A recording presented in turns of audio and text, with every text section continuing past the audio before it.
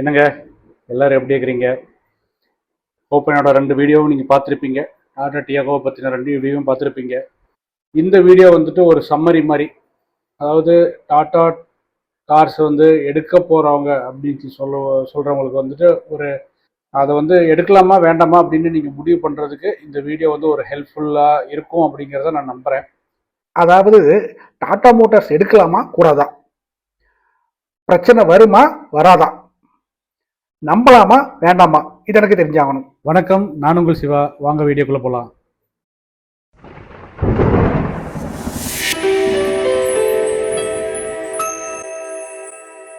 ஏன்னா என்னுடைய அனுபவங்கள் வந்துட்டு 2 விதமான பிரச்சனைகளை நான் அனுபவித்தேன். ஒன்று வந்துட்டு ஹெச்வி கிரிட்டிக்கல் அலர்ட்டு, அது வந்துட்டு பேட்டரியே ப்ராப்ளம் ஆயிடுச்சு, பேட்டரியே ரீப்ளேஸ் பண்ணி கொடுக்க வேண்டிய நிலைமை. செகண்ட் வந்துட்டு செல் இம்பேலன்சிங் ப்ராப்ளம். இது 2மே வந்துட்டு டாட்டாவில் ப்ராப்ளம் இருந்திருந்தாலுமே கூட அது சிலிண்ட்ரிக்கல் செல் பேட்டரியில் மட்டும்தான் இந்த ப்ராப்ளம்ஸ் எல்லாம் வருது அப்படின்னு சொல்கிறாங்க. சிலிண்ட்ரிக்கல் எல்எஃப்பி பேட்டரியில். அப்போ பிரிஸ்மேட்டிக் செல்ஸ் அப்படின்னு சொல்லிட்டு இப்போ புதுசாக ஒரு பேட்டரி டெக்னாலஜி இன்ட்ரடியூஸ் பண்ணிக்கிறாங்க. அது ஒரு டெக்னாலஜி இம்ப்ரூவ்மெண்ட்டாக தான் நானும் பார்க்குறேன். ஆனால் அது அப்படி தான் நடக்குது அப்படின்னா அதோட சிலிண்ட்ரிக்கல் செல் பேட்டரியில் வர ப்ராப்ளத்தை வந்து குறைஞ்சிருக்குதுன்னு தான் சொல்ல முடியுமே ஒழிய அது இல்லாமலாம் இல்லை அப்படின்னு சொல்லலை. இது எப்படி நான் சொல்கிறேன் அப்படின்னா கஸ்டமர்ஸோட ஃபீட்பேக் வச்சு தான் நான் சொல்கிறேன். கஸ்டமர்ஸோட ஃபீட்பேக் நமக்கு எப்படி தெரியும், எப்படி தெரிஞ்சுக்கிறது அப்படின்னா எக்ஸ் பிளாட்ஃபார்மில் போனீங்கன்னா, அதாவது முதல்ல அது ட்விட்டர்னு சொல்லி சொன்னாங்க, இப்போ அதில் போனீங்க அப்படின்னா அதில் வந்து tiago.ev அப்படின்னு ஒன்று இருக்குது. இங்கே வந்து டாடா ஈவின்னு நீங்கள் டைப் பண்ணிங்கன்னு வச்சுக்கலேன், டாடா ஈவி அப்படின்னு டைப் பண்ணிங்கன்னா ஃபஸ்ட்டு வரதே வந்து இதுதான் வரும். ஸோ இதுக்குள்ளே போயிட்டு நீங்கள் ரிப்ளேஸ்க்குள்ளே போய்க்கலாம்.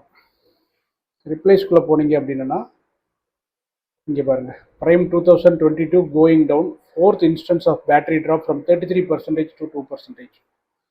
இது வந்துட்டு இப்போது ஜூன் 21 போஸ்ட் இது, ஓகேவா? ஸோ இவங்க வந்து 4th டைம் வந்துட்டு இந்த இஷ்யூ நடக்குது அப்படின்னு சொல்லி அவங்க வந்துட்டு பட் அதுக்கான டீட்டெயில்ஸும் இதில் போட்டிருக்கிறாங்க. இங்கே பார்த்தீங்கன்னா அவர் வந்துட்டு 2022 பேக்கேஜ் என்னது, நெக்ஸானோட prime 2022 cylindrical cell battery. So 12 minutes அகோல அவர் என்ன போட்டிருக்காரு அப்படின்னா, அவர் ஃபஸ்ட்டு பேட்டரி ரீப்ளேஸ் பண்ண கொடுத்தப்ப அவரோட பழைய பேட்டரியோட ஸ்டேட் ஆஃப் ஹெல்த் வந்து 99% இருக்குது. அதை ரிஸ்டோர் பண்ணி ரீஃபர்பிஷ் பேட்டரி கொடுக்கும்போது 99% அண்ட் அபோவ் தான் இருக்கணும். பட் அவருக்கு கொடுத்தது வந்து 94% தாங்க. இது ஒரு பிரச்சனை. செகண்ட் ப்ராப்ளம் என்ன சொல்லியிருக்காருன்னா, அவருடைய பேட்டரி கவர் இருக்கு இல்லையா, அது வந்து ரீஃபர்பிஷ்ட் பேட்டரியில் வந்துட்டு கொஞ்சம் சிப்பிங்கும் டென்ட்டிங்கும் இருக்குது. சேம் ப்ராப்ளம் எனக்கு வந்து அதே ப்ராப்ளம். அவர் என்ன சொல்கிறாருன்னா, இது இப்படி இருக்குது, நாளைக்கு வந்து நான் ஒரு வாரண்டி கிளைம் பண்ணும்போது நீங்கள் அதை ரிஜெக்ட் பண்ணுறதுக்கு சான்ஸ் இருக்குது, ஸோ அதனால் இது எனக்கு வேண்டாம் அப்படின்னு சொல்லி அவர் ரிப்ளை பண்ணியிருக்காரு. பட் வந்து பார்த்தா இங்கே அடுத்த போஸ்ட்டில் பார்த்தீங்க அப்படின்னா, I have purchased a new Punch EV on 29th April connection. Okay, இது வந்துட்டு கனெக்ஷன் எஸ்டாப்ளிஷ்மெண்ட் ரிகார்டிங்கான போஸ்ட். ஸோ இது வந்துட்டு ஒரு ப்ராப்ளம் இருக்குது. இது வந்து கனெக்ஷன், அதாவது ஐஆர்ஏ ஆப்புக்கும் காருக்கும் கனெக்ஷன் நடக்க மாட்டேங்குது அப்படின்னு சொல்லி போட்டுக்கிறாங்க. This is okay. இங்கே பார்த்தீங்கன்னா took a delivery of brand new Tata Nexon EV today. இது வந்து 13 hours முன்னாடி. Within 30 minutes it's broke down with motor temperature high and it is now back at the service center. No proper response, even a complaint registered at 15+ lakh spent. I'm clueless now. So அவர் video போட்டிருக்காரு, அந்த டீட்டெயில்ஸும் வந்து வீடியோவாக share பண்ணிக்கிறாங்க. So நீங்கள் போய் பார்க்கலாம். ஸோ இது பார்த்தீங்க அப்படின்னா இன்றைக்கி இருக்கிற நெக்ஸான், டாடா நெக்ஸான், இது வந்து எந்த வெர்ஷன் ஆஃப் நெக்ஸான் அப்படிங்கிறது நமக்கு தெரியல, மேபி டீட்டெயில்ஸ் சொல்லியிருக்கலாம்னு நினைக்கிறேன். ஸோ இந்த மாதிரி நீங்கள் அந்த எக்ஸ் பிளாட்ஃபார்ம் போனீங்க அப்படின்னா டாடா ஈவியில் வந்துட்டு கரண்ட்டாக கஸ்டமர்ஸ் வந்து எந்த மாதிரியான ப்ராப்ளம்ஸ் எல்லாம் ஃபேஸ் பண்ணிட்டு இருக்காங்க அப்படிங்கிறது நமக்கு தெரியுங்க.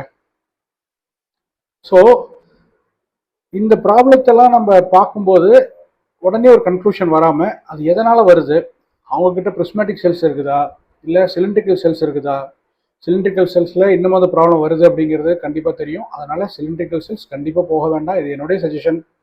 உங்களுக்கு வந்துட்டு அதுதான் பேக்கேஜ் இருக்குது, பட் டாட்டா வந்துட்டு எனக்கு அது ப்ராப்பரான சப்போர்ட் கொடுக்குறாங்க, உங்கள் ஏரியாவில் இருக்கிற டாட்டா சர்வீஸ் சென்டர் உங்களுக்கு அதுக்கான ப்ராப்பரான சப்போர்ட் தராங்க அப்படின்னா தாராளமாக நீங்கள் போகலாம்.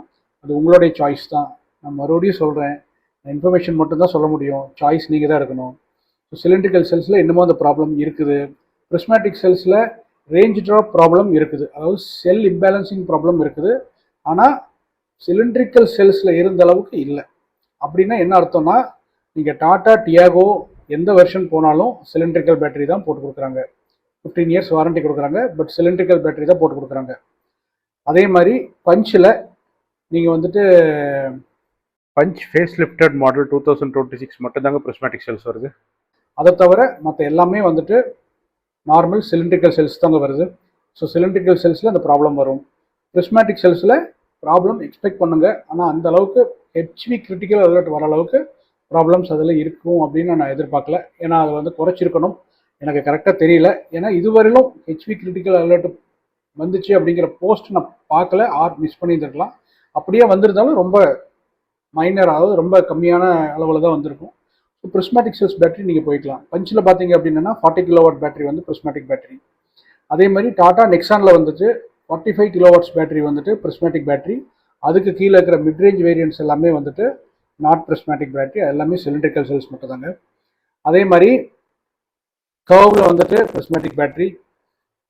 ஹேரியரில் வந்து it was a mixed thing. ஒரு சிலது சிலிண்ட்ரிக்கல் வந்துச்சு, இப்போ வந்து ப்ரிஸ்மேட்டிக் அப்கிரேட் பண்ணிட்டு சொல்கிறாங்க. பட் எனக்கு வந்துட்டு அது கரெக்டாக தெரியல. பட் எப்படினாலுமே வந்துட்டு அந்த ஃப்ளாட் பெட் பிளாட்ஃபார்ம் இருக்கு இல்லையா, அதில் வந்து பேட்டரி இருக்குது அப்படின்னா மோஸ்ட்லி அது ப்ரிஸ்மேட்டிக் செல்ஸாக தாங்க இருக்கணும். சிலிண்ட்ரிக்கல் செல்ஸ் அங்கே வச்சோன்னா அது கொஞ்சம் பல்கியாக இருக்கும், அதனால் அதை அங்கே வைக்க முடியாது, ப்ளேஸ் பண்ண முடியாது. உங்களுக்கு வந்து கொஞ்சம் சன்னமாக அதே மாதிரி கொஞ்சம் ஃப்ளாட்டாக லென்த்தியராக வேணும் அப்படின்னா அது வந்துட்டு ப்ரிஸ்மேட்டிக் செல்ஸ் தாங்க வர முடியும். ஸோ அதனால் அதை செக் பண்ணிக்கோங்க. அதை செக் பண்ணிவிட்டு நீங்கள் ஃபர்தராக எடுத்துக்கங்க. ஏன் சொல்கிறேன் அப்படின்னா, Tata is really value for money. அவங்க வந்துட்டு அவங்களுடைய காஸ்டிங்கு, அவங்களோட ப்ரைஸிங் யாராலும் அடிச்சுக்க முடியாது. ஃபர்ஸ்ட் திங், உங்கள் பக்கத்து ஷோரூமில் வந்துட்டு டாடா சர்வீஸ் சென்டர் ரொம்ப நல்லா இருக்குது, உங்களுக்காக வந்துட்டு அவங்க எதுனாலும் நின்று வாங்கி தருவாங்க அப்படின்னு சொல்லிட்டு இருந்துச்சு அப்படின்னா. பட் வந்து நிறைய பேர்த்துக்கு இப்போ அதான நம்பர் 1 இருக்குது, டாட்டா தானே இவியில் வந்து இந்தியா நம்பர் 1 சேல்ஸில் இருக்குது. அப்படின்னா என்ன அர்த்தம், நிறைய பேர் டாட்டாவை நம்புகிறாங்க, நிறைய பேர் டாட்டாவை வாங்குறாங்க. இல்லைன்னா ஒரு சிலர் வந்து என்ன மாதிரி இன்ஸ்பயர் ஆகி நெக்ஸான் இருக்குது, அதை பார்த்து இன்ஸ்பயர் ஆகி டாட்டா சூப்பரான பிராண்ட் அப்படின்னு சொல்லிட்டு வாங்குறவங்க இருக்கிறாங்க, வாங்கிட்டு கஷ்டப்படுறவங்க இருக்கிறாங்க. அதனால் நான் என்ன சொல்கிறேன்னா, வாங்கிட்டு கஷ்டப்படுறத விட நீங்கள் வந்து இன்ஃபார்ம்டு டெசிஷன் எடுங்க, கொஞ்சம் தெரிஞ்சுக்குங்க. நான் சொன்ன மாதிரி அந்த எக்ஸ் பிளாட்ஃபார்மில் போய் பாருங்கள், பார்த்துட்டு உங்களுக்கு வந்துட்டு ஓகே அப்படின்னா தாராளமாக நீங்கள் வந்துட்டு வாங்குங்க. ஸோ இந்த வீடியோவில் நான் சொல்ல வந்த விஷயத்த நான் சொல்லிட்டேன்னு நினைக்கிறேன். ஸோ வீடியோ பிடிச்சிருந்துச்சு அப்படின்னா உங்கள் ஃப்ரெண்ட்ஸ் கூட ஷேர் பண்ணிக்கோங்க, கண்டிப்பாக லைக் பண்ணுங்கள், சப்ஸ்கிரைப் பண்ணி வச்சுக்கோங்க.